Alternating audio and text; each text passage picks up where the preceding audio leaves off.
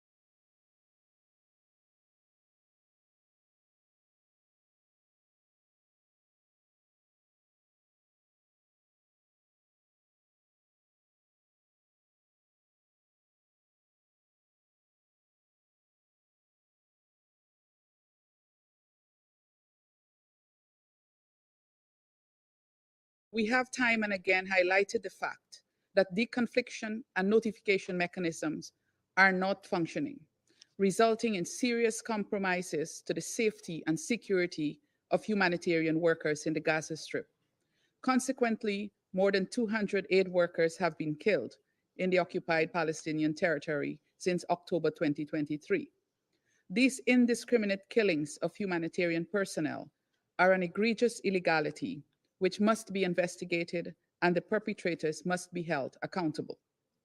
A pattern has emerged in this conflict of indiscriminate attacks on humanitarian workers and agencies, including UN agencies. Palestinian civilians ultimately bear the brunt of death of children, women, and men in Gaza is unacceptable, and it defies our conscience, our humanity, and the principles and purposes enshrined in the United Nations Charter. The adoption of that resolution was a clear testament that no member of this council could find it justified or justifiable the relentless military operation in Gaza, a military operation that is causing untold suffering of the Palestinian people. This is a critical situation that demands the immediate attention and concerted efforts of our part, on our part, in order to protect the people in Gaza. Madam President, of great concern to all of us is the fact that the ongoing military action appears to respect no laws of war, no rules of warfare, no boundaries of morality. The large number, more than 200 so far, of tragic deaths of humanitarian workers bears testimony to that assertion. The recent death of the World Central Kitchen workers in Gaza illustrates the dimension of the tragedy. The loss of these dedicated humanitarian workers is highly deplorable. These and other humanitarian workers who perished in Gaza were people solely devoted to providing essential aid to those in need. Their deaths constitutes a flagrant violation of the relevant provisions of international humanitarian law and of human rights law. We deeply regret the attack of Al-Shifa Hospital, which is in violation of the Fourth Geneva Convention, which underscores the critical importance of safeguarding civilian health units and maternity wards during armed conflicts. Madam President, we welcome the recent additional International Court of Justice order on the Gaza question. It mandates that Israel must take specific measures to address the crippling shortages of essential supplies in the war-ravaged Gaza Strip. This underscores the urgency of addressing the humanitarian crisis and ensuring that aid reaches those in need. In this regard, we urge Israel to address the humanitarian crisis in Gaza by implementing measures to improve the situation. These measures include opening more land crossings to facilitate the entry of essential supplies such as food, water, and fuel into the war-affected Gaza. We urge member states to fully cooperate with the United Nations Relief and Works Agency, UNRWA. The agency plays a vital role in providing humanitarian aid to the population in Palestine. UNRWA's assistance is essential to the well-being of civilians in that region. Madam President, as we labor for the implementation of Security Council Resolution 2728 and other resolutions of this organ, we should continue fighting for a peaceful and stable future in the Middle East that hinges on a vision of a two-state solution, Israel and Palestine living side by side as independent and sovereign states and coexisting as good neighbors as prescribed by the Charter of the United Nations. I thank you. I thank the representative of Mozambique. I will now make a statement in my national capacity. I begin by thanking the briefers for their statements. We are deeply shocked by Israel's killing of 7 aid workers from World Central Kitchen in Gaza on 1st April. This brings the total number of humanitarians killed in this latest round of conflict in Gaza to more than 220, with 179 of these UN personnel, a number increasing day by day.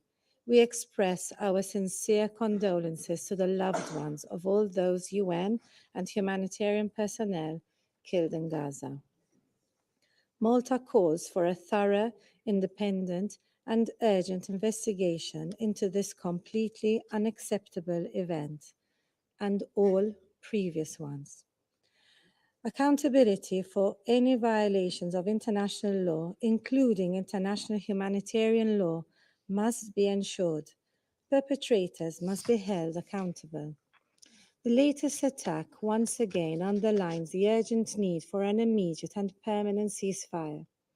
We note that the movement of the humanitarian staff from World Central Kitchen was carried out in coordination with Israeli authorities, who were notified through the UN's humanitarian notification system.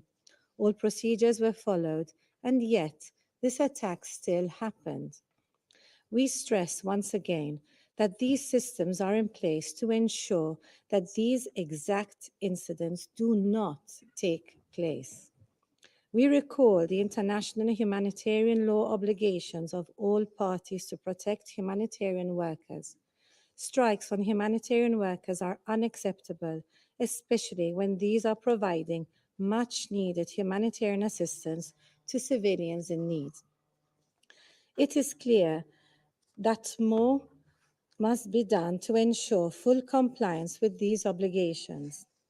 On this occasion, I emphasize once again our firm conviction that UNRWA is a stabilizing force in Gaza and in the region, and there is no replacement to the services it provides. Member states must make sure that UNRWA can implement its operations in line with its mandate and that relief workers are protected. We call upon member states to continue to contribute to the agency and ensure that it has the necessary resources to operate. We continue to observe obstacles being imposed by Israel, preventing the safe, rapid, and unhindered facilitation of humanitarian assistance into and within Gaza. Since the outbreak of this conflict, Israel has obstructed a meaningful humanitarian aid scale-up in Gaza by placing onerous, arbitrary, bureaucratic, and administrative impediments on aid delivery. Tent poles, chemotherapy drugs, and basic commodities are being blocked from entering Gaza. Furthermore, it continues to block food from reaching Gazans who are in desperate need. According to the latest data, the entire population of the Gaza Strip is facing crisis levels of hunger. Around 500,000 people are on the verge of man-made and conflict-induced famine. More needs to be done. We cannot simply wait for a retrospective famine classification before acting to prevent it.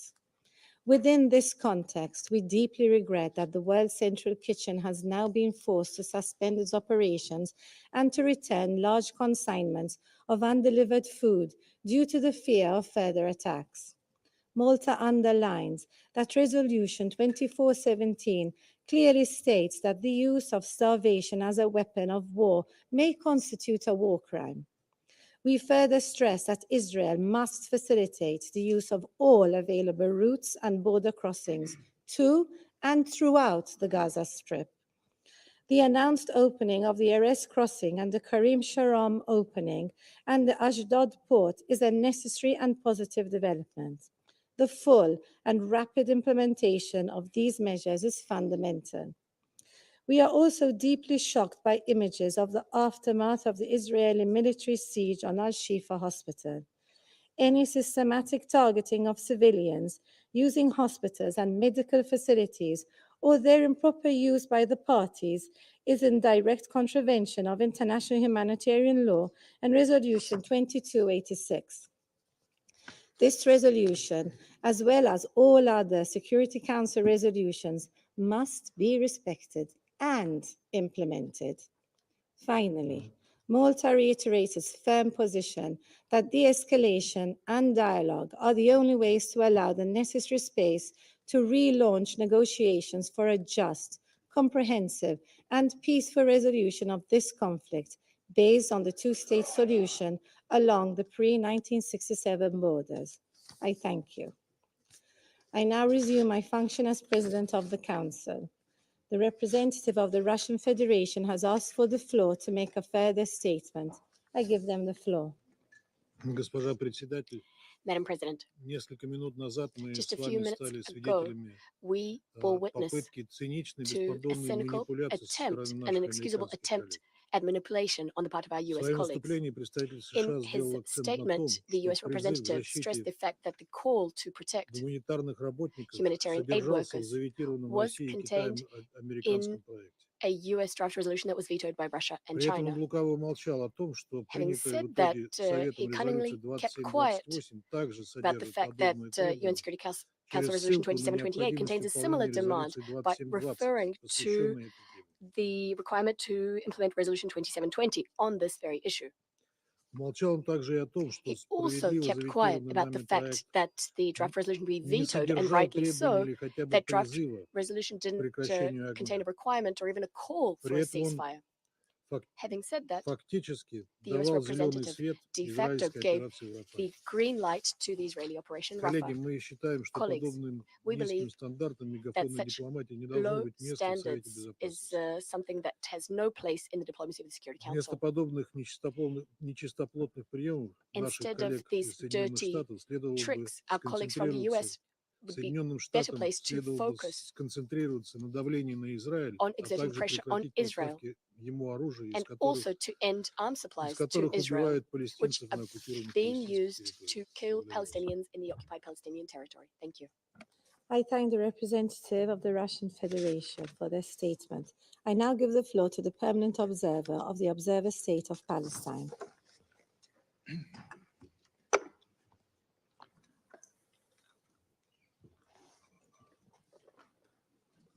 Madam President, Council members, dear colleagues, we want to express our appreciation to Algeria, Guyana, and Slovenia for convening this important meeting today. And I want also to add to express our appreciation to the unanimous decision by the Arab group yesterday requesting through our representative, the ambassador of Algeria, to ask for this meeting and the two other countries, Guyana, and Slovenia for joining in this endeavor. I want also to thank the two briefers from OCHA and Save the Children, Mr. Raja Singham and Madam Sorepto, for their briefings. Madam President, allow me to address you today not only in your capacity as diplomats representing your states, but as parents and grandparents, as daughters and sons, as members of families that you love and cherish. Last night, a Palestinian father sat powerless by the bedside of his 2-month-old baby, watching him die slowly of hunger. After searching for hours and days for baby formula in northern Gaza to no avail. A mother had to leave her children in their home for their safety while she went out to try and find flour. She heard a loud bombardment as she reached the street's corner, rushed back with no flour, only to find her home destroyed and her kids killed. We speak of this terrifying assault against life in Gaza in days and months, 180 days, 6 months. But parents calculate in hours, agonize in minutes and seconds, and they wonder, how much longer will they have to wait? How much longer can they preserve shreds of life before them too? They are torn apart. To how many children will they have to bid an eternal farewell? Or how many children will they leave behind if they are to perish? Israel has destroyed the homes, killed entire families, displaced the entire population, demolished the hospitals, and made every effort to ensure no help could reach our people. It is killing those who heal, those who rescue, those who provide aid and relief, those who feed, those who report. Being a Palestinian is enough to be killed. Trying to help Palestinians like this brave woman and their organization is enough to be killed. You saw it over 2 weeks in a Shifa hospital, where Israel summarily executed people, arrested and tortured them, including the wounded and the sick and medical personnel, without feeling the need to provide much explanation or any evidence. It then burned down the most important hospital in the entire Gaza Strip, continuing to bring the health system to its knees at the time it is most needed to save lives. We present our deepest condolences to the families of medical personnel, of rescue teams members, and of over 200 aid workers who have been killed, and express our admiration to all the humanitarians who are pursuing their sacred